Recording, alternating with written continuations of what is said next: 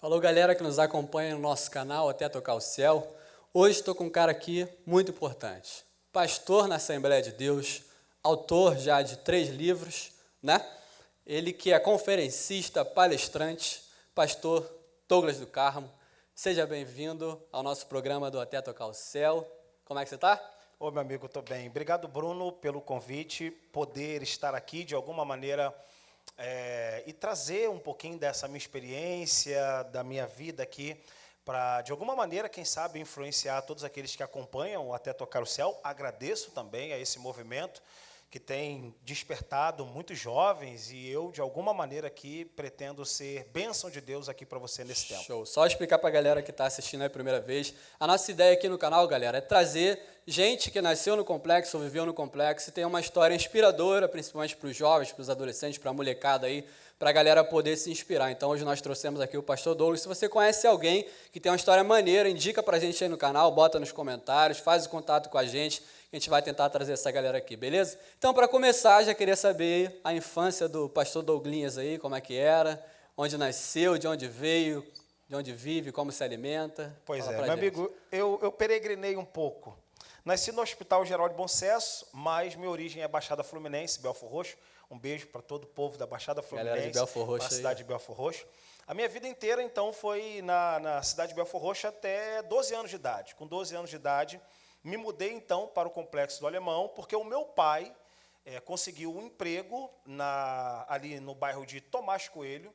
Então, ele veio morar ali em Tomás Coelho, ele foi trabalhar em Tomás Coelho, e então nós fomos morar próximo do trabalho dele, e nós fomos, então, para o Complexo do Alemão. Eram Então, quantos aí na família? quatro irmãos, meu Família pai e grande minha e mãe. complicada. Então, a gente veio morar aqui, foi quando, então, conheci o Complexo do Alemão, só conhecia de ouvir falar, televisão, e até que vim parar na comunidade, e aí fiquei. Entendi. E morava onde no complexo? Morava no loteamento da Castrol. Um beijo Playboy, pra todo Playboy. mundo. Quem mora Então, na o pessoal Castrol, do loteamento da loteamento, Castrol. é Playboy, tá? Playboy e loteamento da Brasília antigamente também era É Playboy. verdade, é Mas verdade. tá tudo junto, tudo em casa. E aí me fala aí, com a família, como é que era a situação? Era difícil? Todo mundo trabalhava desde que veio para cá? Como é que era a história? Pois é, eu vim para o Complexo Alemão, né, ali no loteamento da Castrol, eu tinha 13 anos de idade, então eu não trabalhava, mas meu pai, minha mãe cozinheira, meu pai supervisor, ficávamos com a nossa irmã, minha irmã então cuidava da gente, e aí à medida que foi crescendo, minha irmã casou, meu irmão fez filho, fiquei então... Você era mais novo? Eu sou o mais novo, Caçula é sempre Caçula. o mais querido, vai. Pois é, então a nossa vida foi uma vida muito difícil, mas graças a Deus minha família não foi uma família miserável, eu digo isso com todo respeito, inclusive. Fomos pobres, mas a gente não passou necessidade, a gente Pobre passava feliz. dificuldade, como qualquer família no Rio de Janeiro, poderíamos dizer, de classe média baixa, passávamos dificuldades, mas não necessidade. Meu pai sempre foi um homem honesto, minha mãe sempre foi uma mulher honesta, de bem, e conseguia nos manter com o mínimo de conforto como uma família de classe média baixa. Entendi, mas assim, como adolescente, jovem, quem cresceu na comunidade, cresceu no complexo, você tinha a obrigação assim, de trabalhar, de trazer alguma coisa para dentro de casa, contribuir financeiramente, como é que era? Eu tinha uma questão de consciência moral. Meu pai e minha mãe, eles nunca me obrigaram a manter ou, de alguma maneira, contribuir com o orçamento familiar, né, da minha casa. Mas eu me sentia naquele dever moral, sabe, de trabalhar e, de alguma maneira, colaborar, contribuir para a gente poder minimizar os pesos do orçamento de um pai e de uma mãe que sustentavam 4 filhos. 4 cabeças é difícil, Então, né? eu me sentia, comecei a trabalhar muito cedo. Então, desde esse momento, 13 anos de idade, comecei a trabalhar. E eu tinha, então, com 13 anos de idade, essa consciência de que, de alguma maneira, eu poderia ajudar aos meus pais. E fiz Você isso. trabalhava com o quê, com 13 anos? Com 13 anos de idade, meu primeiro emprego foi numa sorveteria. Trabalhei durante um tempo numa sorveteria, temporada de verão. Então, ali foi meu primeiro emprego. Depois fui fazendo alguns biscates, até na Baixada Fluminense. Dava 2 colheradas e vendia uma, né? Cara, de vez em quando, né? Até hoje tem o efeito. Mais tomava sorvete do que tudo. A gente podia tomar o sorvete lá no intervalo. Ah, tinha um bônus.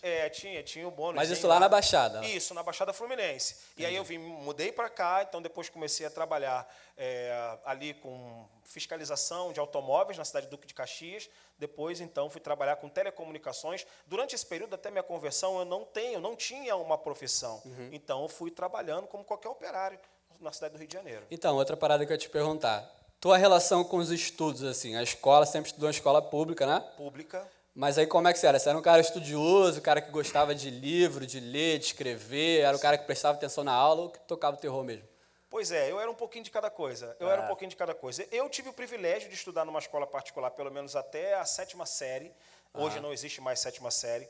E aí, então, depois eu fiz o meu segundo grau na escola pública. Terminei a 8ª série, depois fiz o segundo grau na escola lá em Belford Roxo, Colégio Estadual Ricardo Leão. Um beijo para quem está assistindo lá do Colegião. O pedido lá é Colegião, galera boa.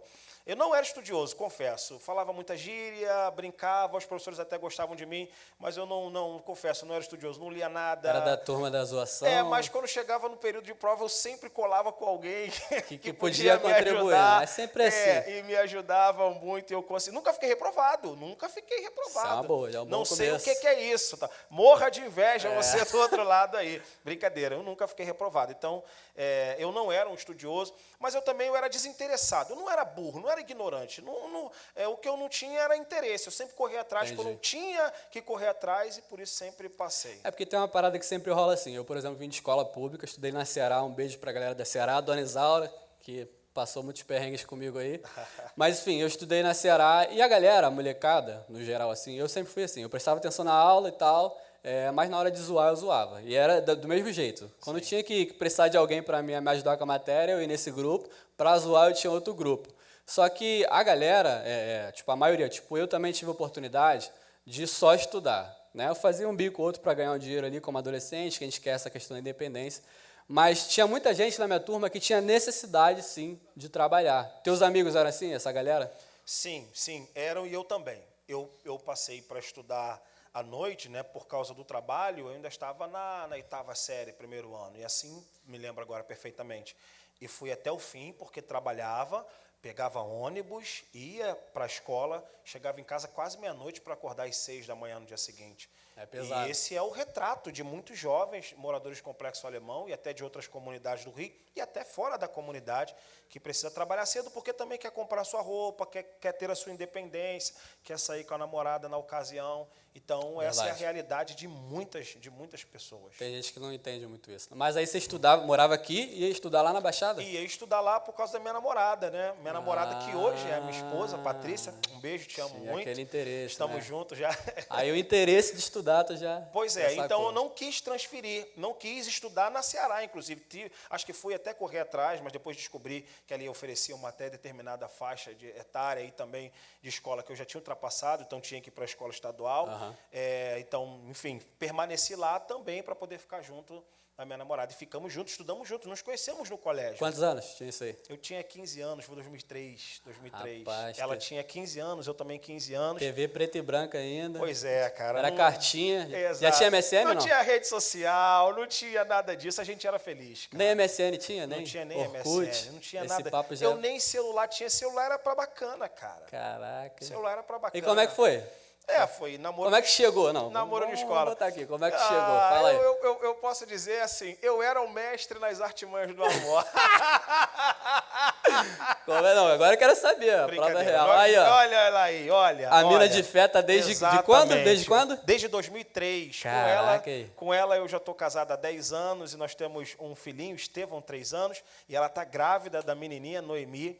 Essa mulher é a mulher da minha vida. Eu sou loucamente apaixonado pela Patrícia. Caraca aí, pastor, cara do crime, hein? Exatamente. Olha aí, rapaz. Olha aí. Aí eu devia ter 16 anos, talvez. Eu não vou saber me recordar agora. Não, mas aí, como é que foi a abordagem? Então, a gente se conheceu num passeio. A gente foi fazer um passeio, a escola fez um passeio para Tinguá, num sítio em Tinguá. E lá, por incrível que pareça, o ônibus foi embora, porque não houve o pagamento certo para o ônibus voltar, e o ônibus voltou embora e deixou a gente voltar a pé, e nós voltamos a pé, adolescentes, eu e mais uns 40 jovens, acredito. Alguns pegaram o carro. Pois é, então ali, olha, ele está provocando, Patrícia. Ó. Então ali, eu comecei a me encantar, mas ela já era da minha sala. Já conhecia. Então eu já estava de olho nela, mas ali foi a oportunidade que eu tive de me aproximar, né? Meu irmão que me aproximou dela, que eu estava cheio de vergonha, né? E aí não consegui me aproximar bem dela, mas aí finalmente eu consegui terminar cantando o hino da vitória. Né? E daquele dia em diante, a gente já estudava na mesma sala, A gente começou a namorar, tivemos algumas interrupções, mas graças a Deus, desde Fluiu 2013, até hoje. 17 anos. Show de bola. Tá, e essa molecada aí no complexo? Quero que tu conte agora a tua história aí na Castrol, como é que era, teu convívio, né? Que eu já soube de umas histórias tuas aí. Não é pra gente ficar aqui, irmãos, revelando, né? Mas a gente quer saber o contexto. Como é que é um moleque, o cara que cresce numa favela, como é que é crescer no convívio de pessoas que às vezes não têm o mesmo interesse que o teu, não têm o mesmo objetivo que o teu, e você tem que, né, se adaptar ali, tem que se adequar. Como é que era o Douglinhas aí, adolescente na Castrol? Pois é, eu cheguei na Castrol muito cedo, como falei para vocês momentos atrás. Calma aí, rapidinho, perdão. Tinha apelido, não? Tinha. Ah, essa é a parte Bal, boa. meu apelido, Bal, B-A-L, Bal. Por quê? Ah, porque é minha mãe que me botou esse apelido. A minha Cara, mãe... aí na Castrol, Aí, exatamente aqui na trajado de Castrol. Lacoste, aquele jacaré meio lagartixa. E o bonezinho vermelho. Aquele aqui boné. no loteamento da Castrol. Até hoje eu vou lá, converso com o pessoal Show, lá. hein? E fiquei ali, morei durante muitos anos, como falei para vocês. Me converti e permaneci morando ali. Show. Então, essa é a minha vida ali. E No como é que Complexo era lá, Alemão molecada? Foi muito bom. Conheci pessoas extremamente importantes na minha vida. Eu não tinha a mentalidade que eu tenho hoje, é verdade. Mas eles me trouxeram uma oportunidade de enxergar a vida que eu não consegui enxergar morando na Baixada Fluminense. É claro que a gente sempre nos expõe, como qualquer morador de comunidade, morador de favela no Rio de Janeiro, sempre você vai ter aquele caminho bom e você também vai ter a oportunidade de trilhar o caminho mau. Eu consegui, Bruno, escolher, mesmo ainda não tomando a decisão de servir a Jesus, eu consegui escolher o caminho bom. Então, andei com muitos amigos que acrescentaram muito na minha vida, outros se deixaram perder pela sedução do crime, pela sedução, às vezes, da marginalidade, e eu, graças a Deus, Deus conseguiu, Deus me preservou, não é, melhor dizendo, mas foram pessoas que eu tive... um relacionamento muito saudável. É importante a gente dizer isso, que às vezes as pessoas pensam, morador do Complexo Alemão, todo marginal, de qualquer outra comunidade. Não, cidadãos de bens, pessoas de caráter, Verdade. pessoas de índole, e que acrescentaram muito na minha vida. Hoje sou cristão, sou pastor, já se passaram 11 anos, e eu ainda continuo tendo contato com essas pessoas, continuo amando todos eles em Cristo Jesus. É lógico que numa dimensão, numa instância completamente diferente, mas foram pessoas que acrescentaram muito na minha vida. Mas também eu tive que ter essa maturidade muito cedo para poder escolher a vida que queria. Mas pra mim. tinha uma molecada ali que era meio enviesada para outros Eu cantos, costumo a galera dizer o seguinte, tinha uma galera levada. Porque assim, nem todo mundo que mora na comunidade, a maioria das pessoas que moram na comunidade de favela, são todas pessoas de bem, cidadãos honestos, mas vigora ali, né, uma ideologia, principalmente para a molecada, de que o cara tá no baile ali, de repente, com os caras, andando de moto para lá e para cá, de que isso é maneiro e tal. Provavelmente, eu vivi assim, cresci com a molecada que pensava isso, entendeu? Eu tinha meu pai para me dar uns se ligas, né? Não sei como é que era contigo. Então, os meus pais trabalhavam muito, então a minha mãe até fala isso pra gente, poxa, filho, graças a Deus vocês não trilharam esse caminho, porque eu e seu pai não tínhamos condições de poder estar sempre com vocês.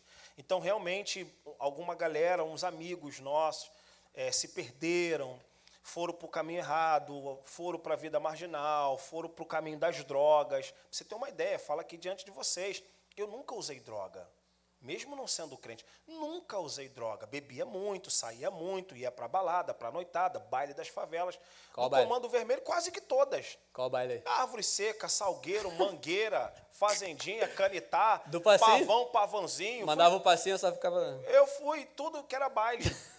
Ia para tudo que era baile. E a gente ia com uma galera, um grupo grande, pegávamos o carro, ia para Copacabana à noite, para a Orla de Copacabana, ficava lá na Orla de Copacabana. Pô, essa é uma boa, tem uma Eu ia história pra lá, boa aí. tem. Conta aquela história aí que tu quase foi preso aí. Pois pra é, galera cara, ficar pois é, pessoal, Deus me guardou, eu quase fui preso. Estava contando em off aqui pro Bruno, não é? Que certa vez a gente foi à praia, a galera do loteamento da Castrol, rapaziada da Castrol, tem um grupo até hoje chamado Relíquias da Castrol. Só os relíquias. Só os relíquias. E eu estou lá nesse grupo. Pois é. E aí, pessoal, entenda bem, uma história muito cômica, né? Trágica e cômica. Todos nós marcamos para poder ir à praia de Copacabana e pegamos o metrô, todo mundo era o ponto daquela época, ponto central era o Copacabana Palace. Todo mundo descia na estação do metrô e ia para o Copacabana Palace. Só que o grupo se dividiu. Um grupo foi na frente e eu representava o grupo que estava na frente. E me deu alguma coisa dentro do metrô que eu penso que foi Deus. naquela manhã. Me deu alguma coisa que eu falei, ai Deus. E eu falei para o grupo que estava comigo, galera, não vou para Copacabana. Eu vou para o Arpoador. Que isso, mas o grupo se encontrou ninguém. Do nada. Do nada. Eu vou para o Arpoador. Que isso, mas o grupo vai se desencontrar. Cara, eu vou para o Arpoador. Você vai comigo? Eu vou. E o grupo que foi na frente, o meu grupo, Rachou o elenco. todo mundo foi para o Arpoador. E o outro grupo não sabia de nada, ninguém com telefone. O outro não existia, grupo, né? Exatamente, a gente não tinha pobre, não tinha. Tudo bem, eu não me lembro de ter, não me lembro. E se tinha, não tinha crédito. E se tinha, não tinha Telefone crédito. com internet naquela época. Pois é, cara, não existia. Isso aqui jamais, porque todo mundo queria ter o telefone menor possível. Verdade. Menor possível, início do século XX, século XXI, melhor dizendo. Então, assim, poxa, é muito recente, né? Essa tecnologia à mão. Aí como é que foi? Tudo bem. E aí, diante disso, outro grupo não sabia, foi para a praia de Copacabana. E a gente passou o dia inteiro na praia e quando voltamos, a mãe de um deles foi até a minha casa. Douglas, o meu filho não chegou até agora. Eu falei, minha senhora, eu não encontrei o seu filho, porque eu fui... Não, você não respondeu assim. Agora você responde não, assim, exato, que já é autor, um cara formado. Você respondeu, qual tia? Pô. Eu falei, pô, tia, eu sinceramente não sei, não tenho o telefone dele e tal. E aí ela esperou até umas 10, 11 horas da noite, começou a procurar e descobriu que a rapaziada tinha sido presa. Infelizmente, a galera assaltou uma pessoa, uma jovem, Caraca, na orla ali de Copacabana e a guarda municipal prendeu todos eles. só de onda, né? Tipo, sem necessidade. Pois é, prenderam eles. Não vou dar os nomes aqui, eles passaram acho que uns 2 meses ou 3 meses presos, já tinha gente de maior. Que isso? Exato. Todo? E eu, se eu tivesse lá, eu dificilmente ia escapar. Por 2 razões. Primeiro, eu não iria fazer aquilo, não ia fazer. Mas também não ia dizer quem fez e quem não fez. Então, quem estava junto, ia.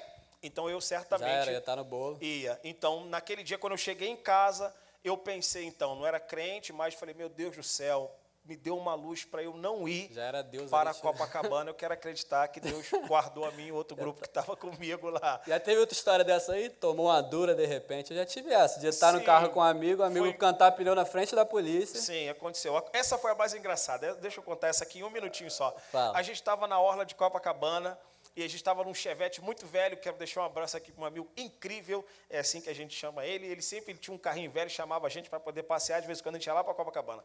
E aí a polícia parou, rapaz. A polícia parou e ninguém com habilitação. Quantos no carro?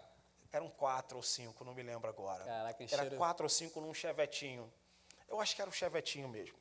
E aí a polícia deu duro e falou assim, ninguém com habilitação, ninguém, a gente vai levar o carro para depósito. E aí todo mundo falou, vai fazer um favor. Perdeu, O carro vai ter que fazer um favor. E aí, então, diante dessa situação, a gente conversou com a polícia lá, a gente pediu para ele poder liberar a gente, que a gente não tinha condições, mas foi uma situação muito constrangedora, porque naquela ocasião eles começaram a zombar da gente. Pô, um monte de moleque indo para Copacabana, que esse carro assim vai pegar quem? Vai pegar ninguém, Copacabana, assim, vai pegar ninguém e tal. Tomou a dura, foi gastado. Pois é, a gente só foi e a polícia ainda gastou a gente, né? Tomou. Nesse sentido. Foi uma história muito engraçada. Ainda disse depois uma outras coisas que agora eu posso falar. Melhor não. deixa em off, deixa para outra oportunidade. Deixa eu te perguntar.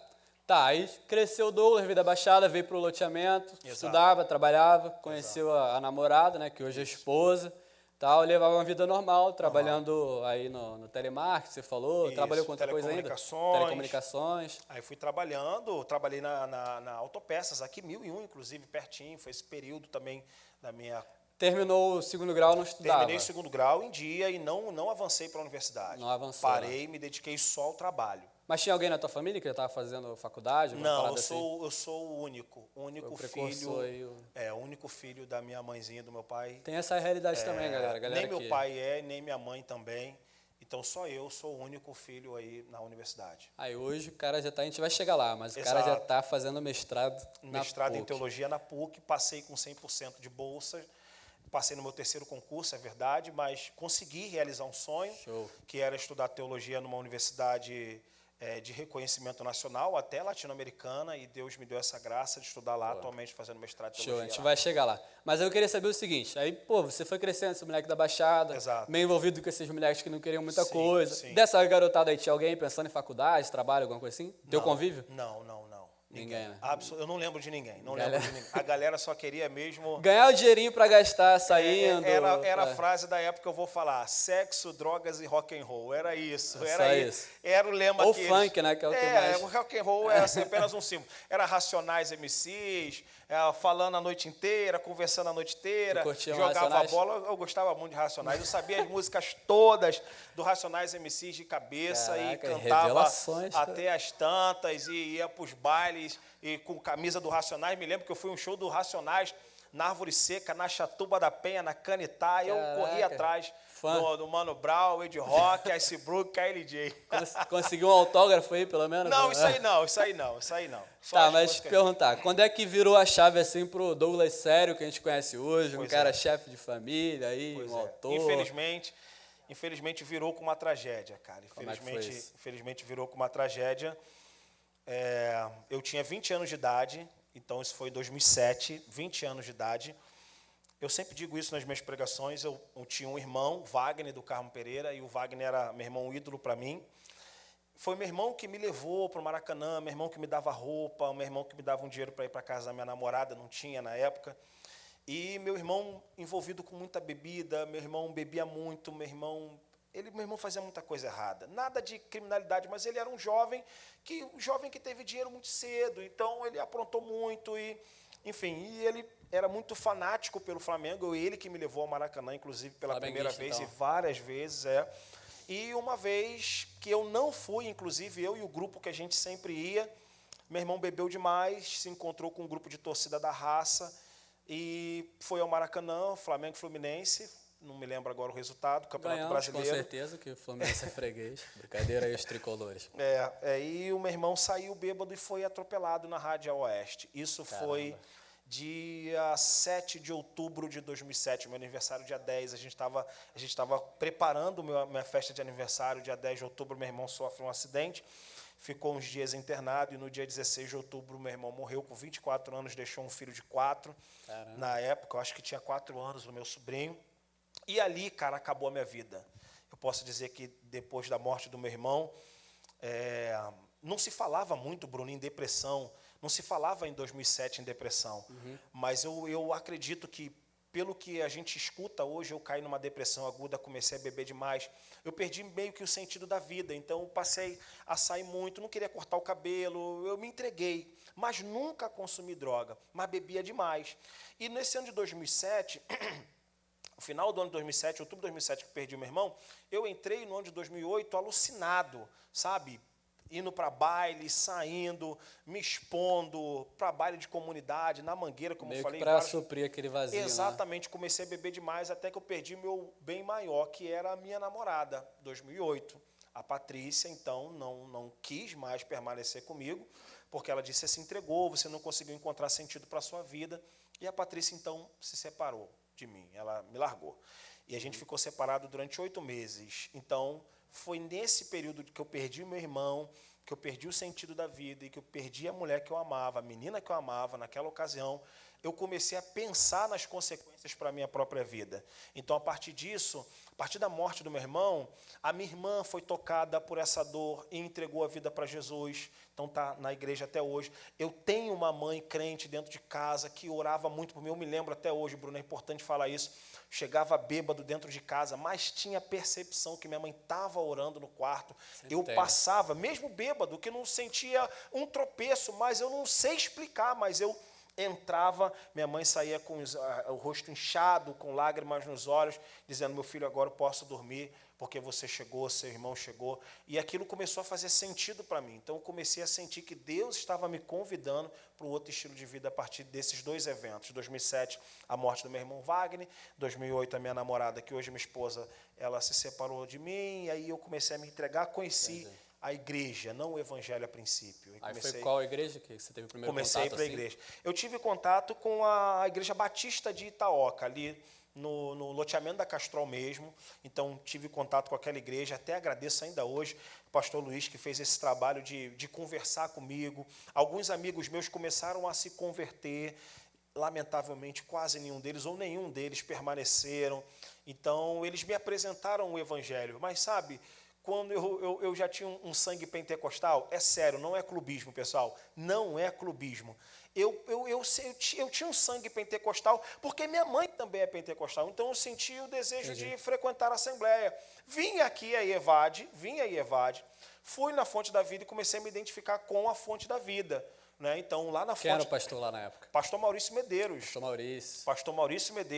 Então, comecei a ir para a Fonte da Vida, comecei a ir na Assembleia de Deus da Penha, do pastor... Só um gancho aqui, pastor. É que às vezes as pessoas, por exemplo, tem muitos amigos que não são evangélicos e às vezes eles não entendem esse trabalho que a igreja faz, principalmente num local como uma favela, uma comunidade, que tem muita gente que não tem a instrução necessária, se entrega ao vício das drogas, da bebida, enfim, essas coisas ruins que a gente conhece.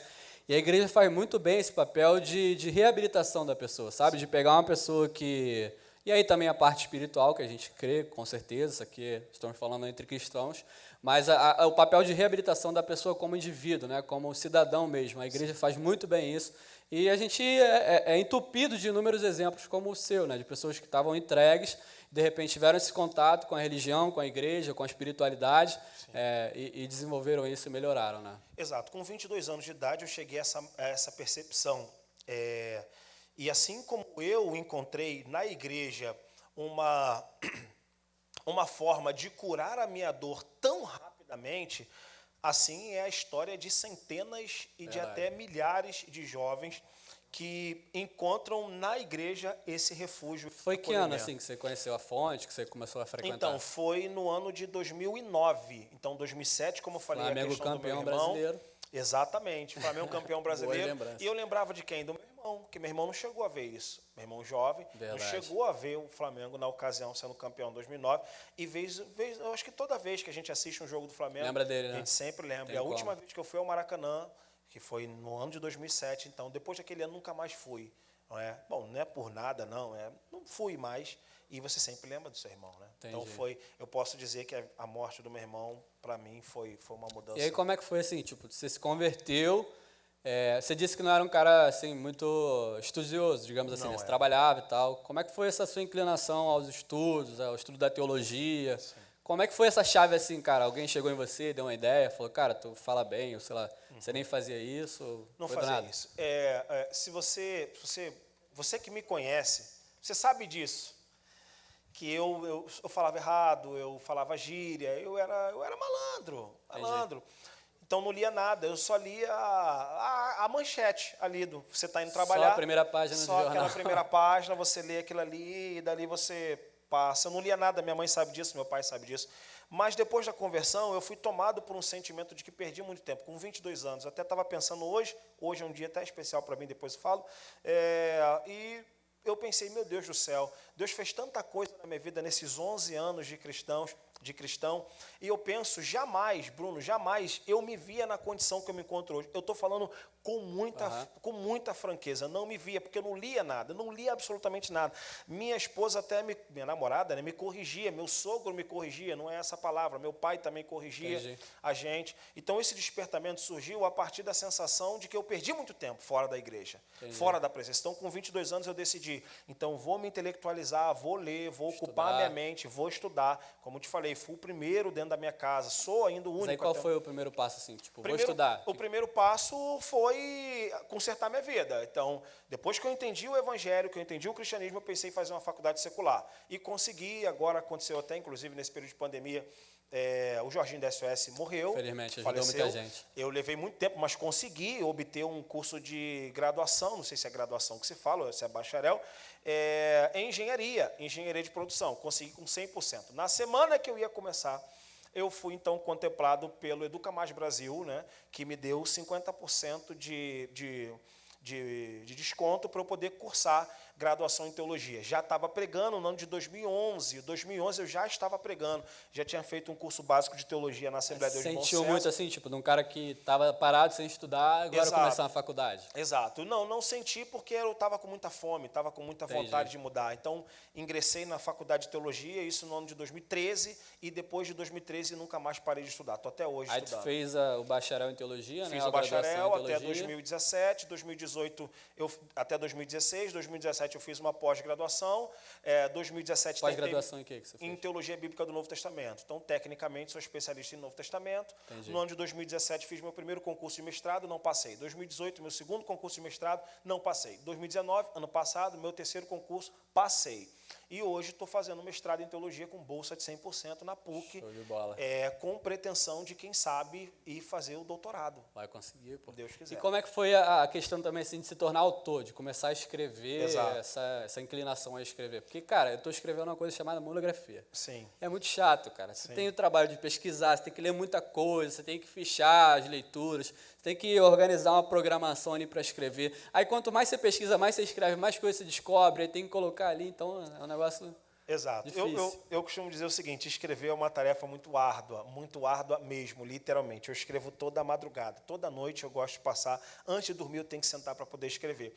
Primeiro, eu gosto de me considerar, por isso que eu gosto de fazer até essa separação de autor e de escritor, digo por quê? Porque o autor necessariamente é o cara que tem a ideia. A ideia. Você consegue escrever um bom livro, se entusiasmar com um bom livro a partir da ideia. Se você tiver uma boa ideia, você consegue ser norteado por essa ideia e levar até as últimas consequências. Foi assim que eu consegui lançar todos os meus livros. Começou a escrever quando, assim? Eu comecei a escrever em 2016. Olha, aqui está aparecendo na tela. Esse Show. livro aqui, Priscila e Áquila, uma história de amor e Tem aqui ministério. também? Tem aqui, muito Mostra bem. aí pra, olha aqui, ó, pessoal. Ó, pra galera aqui. Priscila e Áquila, uma história de amor e ministério. Eu sou o primeiro escritor pentecostal brasileiro a escrever um livro sobre Priscila e Áquila. Não existe no Brasil, você que é pesquisador, pesquisa no Google, até no Google acadêmico. Ainda não existe no Brasil um livro sobre Priscila e Áquila. E foi um jovem do Complexo do Alemão que estava na área 5, porque eu me mudei, saí da Castrol, fui morar na área 5 depois que me casei. Estava morando na área 5, ouvindo tiroteio ali no Birosca, ouvindo tiroteio e estava produzindo esse livro Priscila e Áquila no ano 2016. Então, esse foi o primeiro, então. Esse foi o primeiro. Em seguida, lancei esse livro Espetáculo ao Mundo, Temores e Tremores em Atenas, que é uma perspectiva muito original da temporada do apóstolo Paulo na cidade de Atenas, quando ele pregou lá o célebre sermão ao Deus desconhecido no Areópago. Lancei no ano de 2019 esse livro chamado João Batista, sacerdote de rua, profeta do povo. Eu posso dizer que, para o público assembleano, pentecostal, não houve um livro sobre João Batista desse quilate no ano de 2019, não houve. É o livro mais completo sobre João. Todos os versículos de João Batista, em que João Batista aparece no Novo Testamento, foram devidamente estudados aqui, analisados aqui, e lancei agora, pelo menos estou às vésperas de lançar o meu quarto livro. Então, a minha ideia é lançar um livro por ano. Qual é o quarto livro? Tá aí? Cadê? Consegue colocar aqui pra gente? Alô, Apóstolos Helenistas. Apóstolos Helenistas, Contribuições e Conflitos dos Imigrantes Cristãos na Igreja de Jerusalém. Esse livro é um outro livro que vai ser inédito. Não tem um livro de conteúdo exclusivo sobre os helenistas. Ah, pastor, não sei quem são os helenistas. Vai estudar lá Atos, capítulo de número 6, que você vai saber quem são os helenistas. Então, são propostas inteiramente originais. Como é que eu escrevo? Eu não sou um escritor profissional. Me considero um autor, escrevo dialogando com o meu coração, mas enquanto a gente está no mundo acadêmico, a gente aprende a fazer garimpo, a gente aprende a pesquisar, a gente aprende a usar nota bibliográfica, etc. Então, a gente consegue produzir esses textos. Mas eu diria, acima de tudo, Bruno, que isso é uma vocação, isso é um chamado, e eu acredito que Deus me chamou para produzir literaturas. Agora, rapidamente, né, o tempo já deve estar acabando, gostaria só de dizer uma coisa. Por que eu compraria meus livros? Eu compraria os meus livros porque até o momento eu tenho uma pegada muito original. De que maneira? Nem toda literatura cristã é uma literatura bíblica, eu quero deixar isso claro. Nem toda literatura cristã é uma literatura Momento bíblica. de aula agora, hein? Então, ou seja, às vezes você eu quero ler um livro que fala sobre a Bíblia. Você vai comprar literatura cristã. Só que a literatura cristã, ela vai até te inserir no universo cristão, não necessariamente no universo bíblico. O meu livro não, ele te conecta o tempo inteiro ao universo bíblico. Então, por que eu compraria meus livros? Eu compraria os meus livros porque os meus livros são uma bela oportunidade da pessoa conhecer o texto bíblico. Então, tipo, para a galera que não tem contato nenhum com a Bíblia, nunca ouviu falar, quero ver alguma coisa a respeito da Bíblia, de João Batista, um profeta bíblico. Exato, pronto, perfeito. Então a pessoa vai ver todos os versículos que falam sobre João Batista. Bacana. Então, do que você falar necessariamente sobre literatura cristã e não envolver-se com os personagens. Muito bom, muito bom. Então, galera, indicamos aí, ó. Quiser comprar, qual é o Instagram aí, pastor? Fala @Douglas do Carmo, segue lá minha página lá no Instagram. Segue lá, chama ele no direct. Que a gente manda, o correio funcionando, vai chegar até a sua casa tranquilamente. Vai chegar, show de bola. Pastor, para terminar agora, vou fazer uma brincadeirinha aqui. entendeu? Que eu quero ver se tu é cria da favela mesmo ou Vamos não, lá, se vamos veio lá. do subúrbio, se é o cara da Zona Norte ou não é, entendeu? Vou fazer uma perguntinha aqui, Faça. você vai me responder só com já é ou já era. Já é ou já era? Beleza. Só isso, vou fazer a pergunta, você responde já é ou já era. Bate bola aqui rápido. Então vamos lá, vamos aí, primeira prova aí. Peguei pote de sorvete no congelador e quando abri era feijão. Já é. Já é, quem nunca, né? Já Se é. não fizesse essa aí, realmente. Coloquei prego no chinelo arrebentado. Já é. Já é também. Já rachei Toby ou convenção com a rapaziada lá depois do futebol. Ah, isso aí é fácil. Já é Isso aí demais, já é já também, é né? demais. Então tá bom. Agora eu quero essa aqui é mais pra galera que gosta. Já joguei bafo-bafo lá e rapelei geral. Já era. Já era? Nunca jogou? Isso é coisa de burguês, cara. É mesmo? Bafo-bafo de figurinha? que você Não. jogava- É sério. Sabe o que eu jogava muito? Ping-pong. Ping-pong e tal, mas negócio de Que figurinha isso, não. cara, Não, já bafo-bafo era. ali. Eu gostava disso, figurinha de álbum de futebol. Minha mãe jogou meus álbuns todos fora, assim, mas realmente era uma parada mais Você tem diferente. cara mesmo de que Agora gosta essa que eu disso. quero saber, se já é ou já era. Já fez reflexo no cabelo? Já é. Aquele reflexo lourinho? Fazia muito. Cara, Faz ideia, cara. Fazia muito. Tem Tá. foto minha por aí de pô, reflexo. a gente vai achar essa foto aí, vai fica achar. tranquilo. Agora a última, quero saber. Você já tirou onda vestido de cristal grafite? Já é. Já é também? Já é. Mas eu usava outras. Aí já era... Não, era acho que do mesmo nível, do já mesmo lançava naipe. ali um Mutatis. Mas você lembra da Mutatis? Eu cheguei a usar Mutatis. Aldeia dos Ventos. Tinha uma marca Vege, lembra da Vege?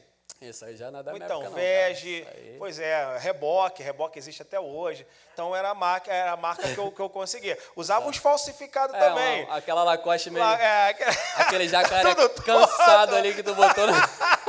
Pois é. Jacaré também- sofrido, tá? Pois é. Ué, de lei, morador da Parecia- comunidade que mora na comunidade, quer ostentar uma camisa Aquela de 300 reais. Não dá. Pois é, fiz isso. Galera, fiz isso. esse aí foi Douglas do Carmo. Douglas do Carmo. Esse nome é Douglas do Carmo mesmo ou meu é nome artístico? Não, Nome- é Douglas do Carmo Pereira. Porque normalmente é dos Santos, Silva. Mas tem Pereira, né? Do Carmo Tem- já Do Carmo é Pereira. uma parada mais autor. É. Então, vamos lá. Para terminar, eu quero fazer uma pergunta aqui, a gente vai fechar. Esse foi o Douglas do Carmo, pastor, autor, tá? Segue ele aí no Instagram, @Douglas do Carmo. Segue a gente no Instagram também, até tocar o Céu RJ. Acompanha a gente nas redes sociais, beleza? Tá? Eu quero fazer uma perguntinha aqui para a gente fechar.